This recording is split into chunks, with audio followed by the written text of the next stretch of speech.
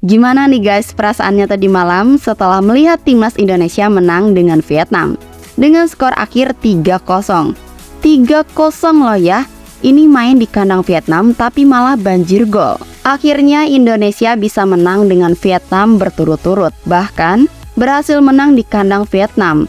Sekarang bisa dibilang Indonesia rivalnya bukan lagi Vietnam ya. Biasanya timnas kita itu terseok-seok sama Vietnam dan juga mudah terprovokasi. Kini keadaannya menjadi terbalik. Rival selanjutnya timnas senior adalah Thailand. Pengen banget deh lihat timnas senior yang keadaannya seperti sekarang ini terus lawan timnas seniornya Thailand. Dan pastinya berharap banget bisa ngalahin Thailand ya, biar timnas Indonesia tambah naik levelnya gitu. Semoga aja suatu saat bisa bantai Thailand ya, dan menang berturut-turut dengan Thailand, alias bisa ngalahin Thailand seperti menang lawan Vietnam. Dan inilah rangkuman beberapa hal kejadian timnas Indonesia yang ramai diperbincangkan sebelum dan sesudah melawan Vietnam kemarin. Langsung aja yang pertama, datangnya 4 pemain baru untuk timnas Indonesia, yaitu ada Tom Hye, Nathan, Jay Ijes, dan Ragnar Oratmangun. Datangnya 4 pemain baru yang memperkuat timnas Indonesia ini ternyata membuat Vietnam ketar-ketir. Hal itu terlihat dari nyinyiran para pemain Vietnam dan media Vietnam sebelum pertandingan dimulai. Indonesia yang diperkuat pemain baru yang bermain di luar negeri membuat mental Vietnam ciut. Mereka berusaha nyinyir dan senggol mental pemain Indonesia. Nguyen gak tahu aja nih. Padahal sekarang keadaannya sudah berbeda. Pemain Indonesia mentalnya tidak lagi goyah ketika disenggol Vietnam. Nyinyiran Vietnam membuktikan kondisi mereka yang sebenarnya takut dan tidak percaya diri menghadapi timnas Indonesia. Lalu selanjutnya, setelah semua pemain timnas Indonesia berkumpul dan melakukan tes di Jakarta, banyak sekali fans wanita yang mengejar Rafael. Mereka menunggu di tempat pemain timnas melakukan latihan dan juga di hotel. Hanya Rafael yang benar-benar dikejar fans wanita. Rafael sempat berlari sambil pegang punggung staf timnas untuk menghindari kerumunan wanita yang sudah menunggu. Ketika di hotel pun masih banyak fans yang berusaha menghampiri Rafael. Karena itu, hanya Rafael yang banyak membawa bingkisan hadiah dari fans, yang kebanyakan pemberi hadiahnya itu dari wanita. Wah, banyak sekali ya THR-nya nih Rafael. Lalu selanjutnya, rumput SUGBK sangat jelek. Leg pertama Indonesia versus Vietnam bermain di GBK. Namun sayangnya rumput GBK hancur benar. Jelek banget. Kondisi rumputnya tidak sebagus ketika Indonesia melawan Argentina. Ini sangat disayangkan sekali ya, dan membuat malu juga.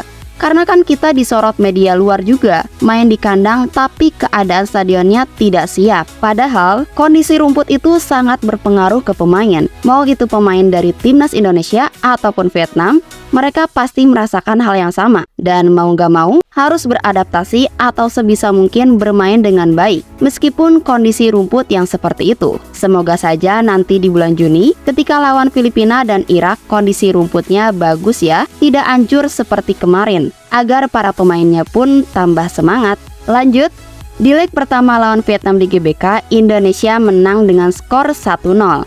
Berkat lemparan Arhan yang jauh, membuat Indonesia mencetak gol yang disempurnakan oleh Egy. Setelah selesai bermain, lemparan Arhan ini jadi perbincangan Vietnam. Bahkan ada cuitan di X dari orang luar yang memuji aksi lemparan Arhan. Meskipun lemparan Arhan kadang diremehkan netizen Indonesia, tapi berkat lemparannya juga selalu membuat peluang Indonesia mencetak gol. Selanjutnya, aksi debut Jay Ijes atau sekarang disebut Bang Jayadi. Debut Bang Jayadi di GBK menuai banyak pujian. Dia mampu bermain tenang, padahal baru pertama kali bermain dengan timnas Indonesia.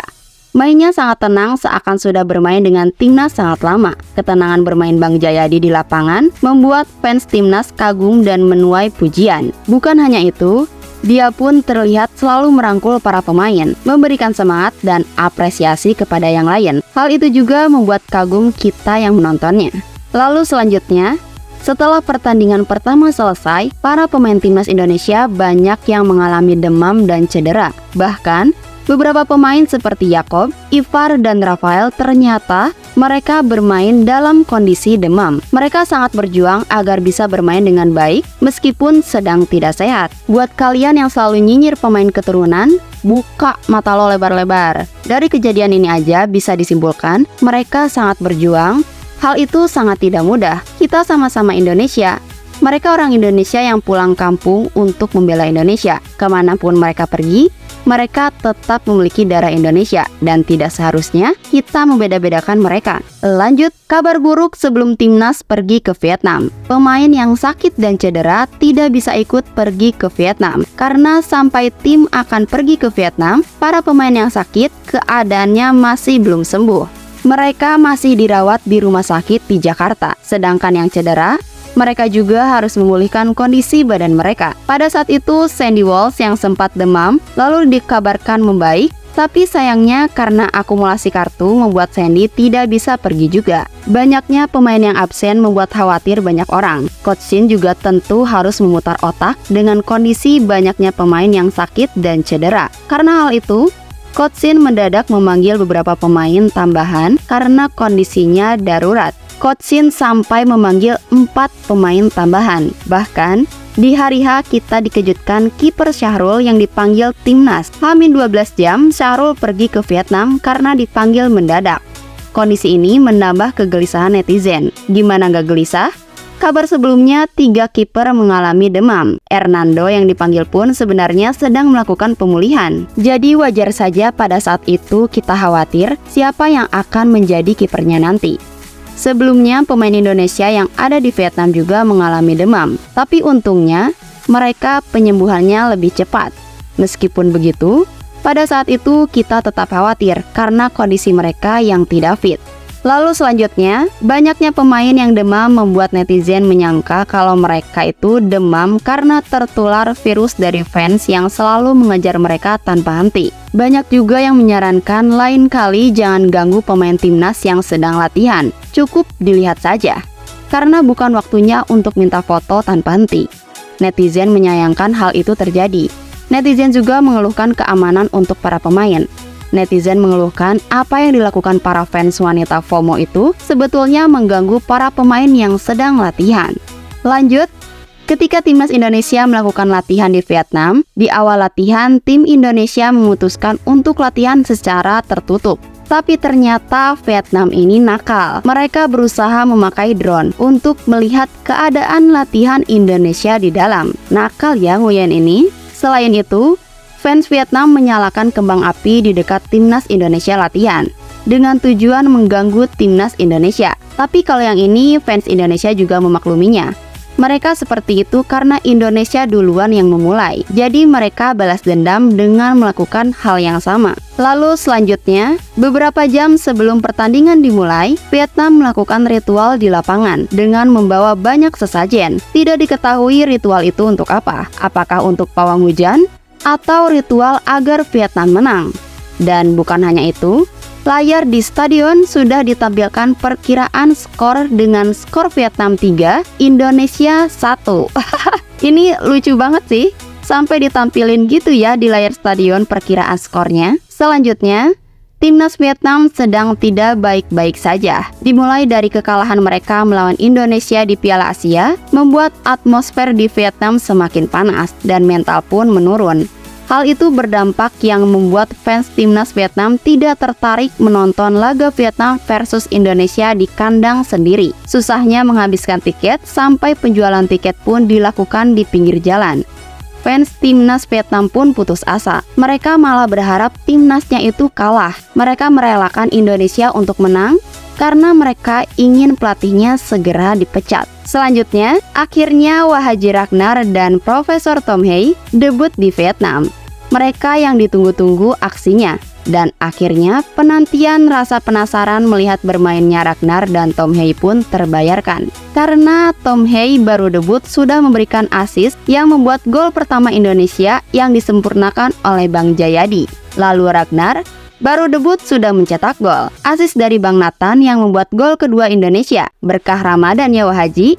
Selanjutnya, tanpa disangka di menit akhir, benar-benar menit akhir, Indonesia kembali mencetak gol ketiga. Gol ketiga di menit akhir itu oleh Ramadan Sananta. Pantulan bola dari Egy yang gagal masuk gawang, lalu ditangkap Sananta yang berakhir gol ketiga untuk Indonesia, yang akhirnya membuat Indonesia menang dengan 3 gol. Lanjut, penyelamatan yang dilakukan Hernando berhasil mempertahankan skor 0 untuk Vietnam. Meskipun Hernando terlihat merintih kesakitan, tapi dia tetap berjuang sampai akhir. Lalu selanjutnya, ketika permainan belum selesai, beberapa penonton Vietnam sudah meninggalkan stadion lebih awal. Bukan hanya itu, fans Vietnam juga membuat banner dengan tulisan Get Out Truser. Mereka sangat berharap Truser segera dipecat. Lanjut lagi, kemenangan Indonesia melawan Vietnam membuat ranking FIFA Indonesia kembali meningkat menjadi 135. Awal kedatangan Coach Shin, ranking FIFA berada di urutan 173. Semoga ranking FIFA-nya terus melesat lagi ya.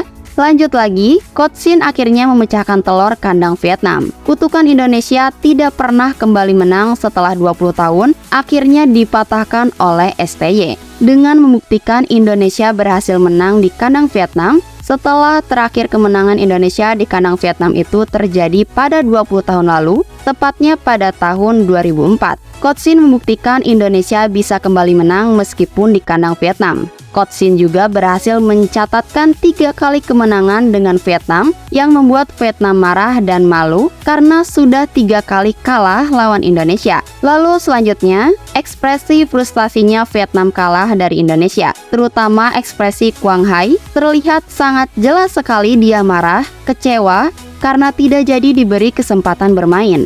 Ditambah timnya kalah, hal itu membuatnya semakin frustasi. Dia ya kalau pemain Indonesia mungkin bakal banyak dikritik karena attitude-nya. Meskipun dia ini ingin sekali membantu timnya, tapi kan yang pegang kendali tetap pelatih.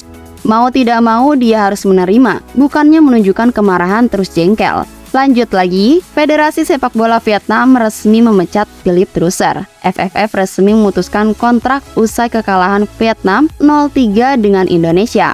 Dalam 1 tahun menangani Vietnam, Truser hanya mampu 4 kali menang dari 14 laga dan 10 kali kekalahan. Ini tragis sih, soalnya kayak deja vu. Di tahun 2004, Truser juga dipecat setelah kalah dari Indonesia.